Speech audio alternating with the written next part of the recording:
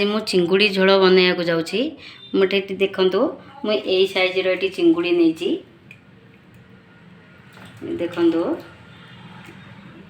ये चिंगुड़ी झोल यही साइज रो चिंगुड़ी झोल बनैया मुझे नहीं चिंगुड़ी एठी अदा रसुण पियाज कंचा लंका टमाटो आलू दीटा नहीं डालचीनी गुजराती जीरा तेजपत्र चीनी आउ दही हलदी लंका जीरा धनिया चिकेन पाउडर आउ डालचीनी पाउडर ये सब पाउडर नहीं आसतु आम चिंगुड़ीटा को सफा करदे।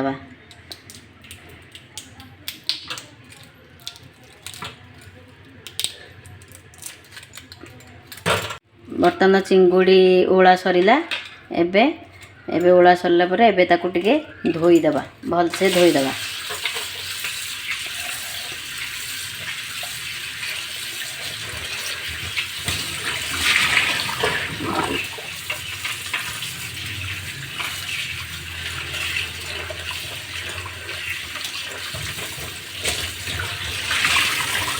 चिंगुड़ी धोई सारे एबे ताकू टिके लुण हलदी देदेवा। लुण हलदी देकी टिके गोलागोली करदेवा भलसे गोलेदेवा दिहरे जेते लुण आउ हलदी मिसीज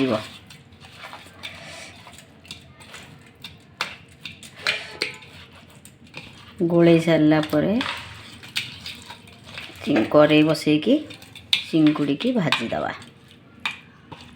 एबे कड़े बसईदेवा कड़े बसैकी तेल पकेवा सोरिष तेल पकईदे तेलटा तातिले चिंगुड़ी पकेवा। तेल ताती गलानी बर्तमान आम चिंगुड़ी की पकेवा।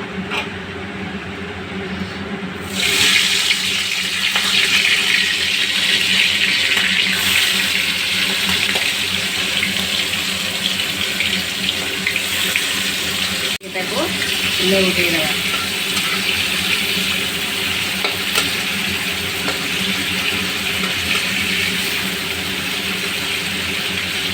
हो सारे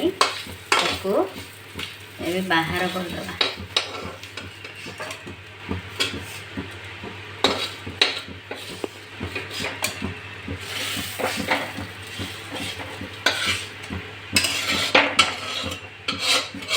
मसला को ग्राइंडर करदेवा पेस्ट करदेवा।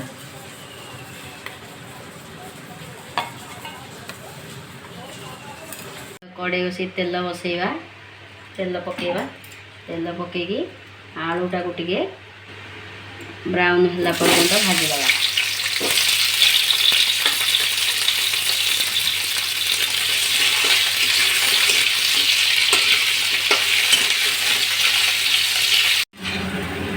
एबे आलू ब्राउन कलर हो गलानी आलू को बाहर करदेवा।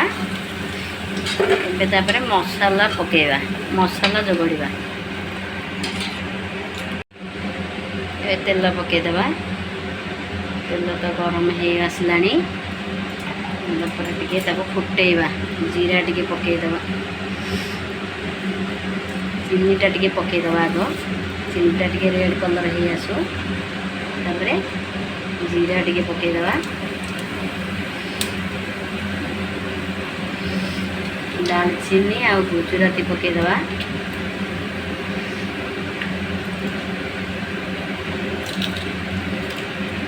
बर्तमान आमर तेजपत्रटा को पकेवा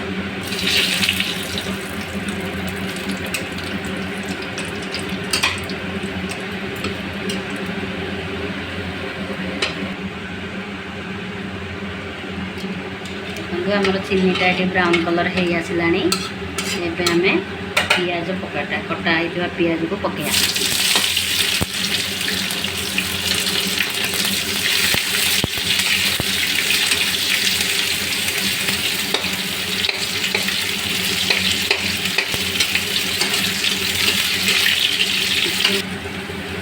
पियाज बर्तमान ब्राउन कलर हो आसला आम अदा रसुण पेस्ट को पकेवा।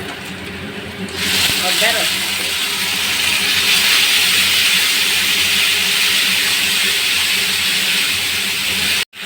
ଏବେ ଦେଖନ୍ତୁ ଅଦା ରସୁଣ ପେଷ୍ଟ ଭାଜି ହେଇଗଲାଣି।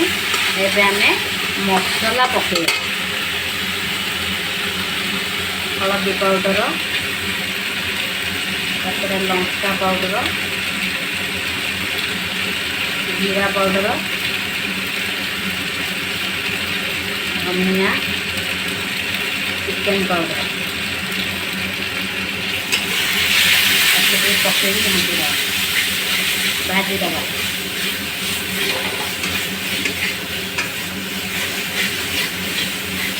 ମସଲା ଭାଜି ହେବା ପାଇଁ ଟିକେ ପାଣି ଦେଇଦେବା।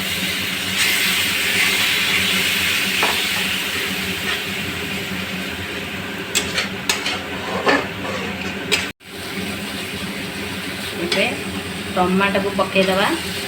ଟମାଟୋ ଟିକେ ଆଧିରେ ମେଲ୍ଟ ହେଇଯାଏ। ତାପରେ ଟିକେ ଲୁଣ, ସ୍ୱାଦ ଅନୁସାରେ ଟିକେ ଲୁଣ ପକାଇଦେବା।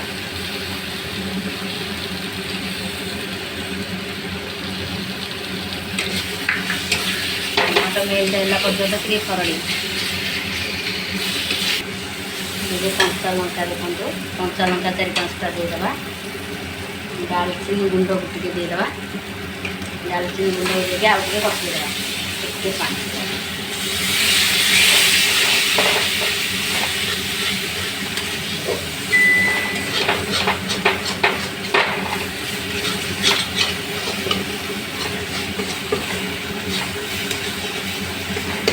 ତେଲଟା ମସଲାର ତେଲଟା ବାହାରି ଆସିଲା ପର୍ଯ୍ୟନ୍ତ ଟିକେ କଷିବାକୁ ପଡ଼ିବ। ଏବେ ବର୍ତ୍ତମାନ ମସଲାରୁ ତେଲ ବାହାରି ଆସିଲାଣି। ଏବେ ଆମେ ଆଳୁକୁ ପକାଇଦେବା।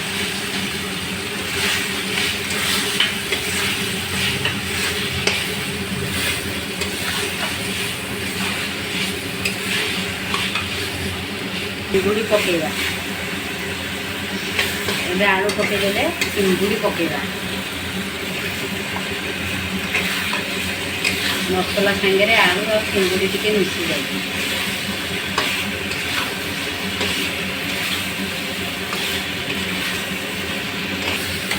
ଏବେ ଆମ ମସଲା ହେଇଗଲା। ଏବେ ଦହି ଦେଇଦେବା, କିନ୍ତୁ ଟିକେ ସଜ ଦହି ଦେବେ, ପୁରା ଖଟା ଦହି ଦେବେନି। ନର୍ମାଲ ଖଟା ହେଲେ ଚଳିବ, ମାନେ ଆଜି ପକାଇଛନ୍ତି କାଲି କଲେ ଚଳିବ। ଆଉ ଅତି ଖଟା ଦହିଟା ଦେଲେ ମାନେ ଚିଙ୍ଗୁଡ଼ି ଝୋଳ ଖଟା ହେଇଯିବ।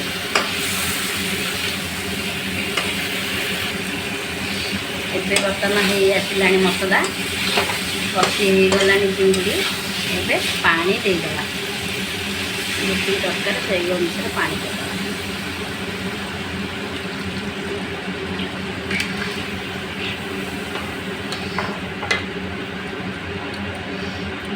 ଚିଙ୍ଗୁଡ଼ି ଝୋଳ ହେଇଗଲାଣି, ଟିକେ ଦେଖିଦେବା। ଦେଖନ୍ତୁ ପୁରା ଭଲସେ ହେଇଗଲାଣି। ଏବେ ତା ଦେହରେ ଆମେ ଟିକେ ଗରମ ଡାଲଚିନି ଗୁଣ୍ଡ ଦେଇଦେବା। ତାପରେ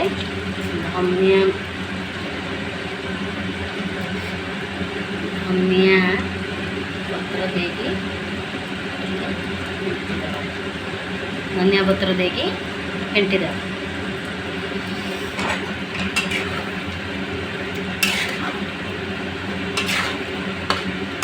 ଦେଖନ୍ତୁ ଆମର ଚିଙ୍ଗୁଡ଼ି ଝୋଳ ପ୍ରସ୍ତୁତ ହେଇଗଲା।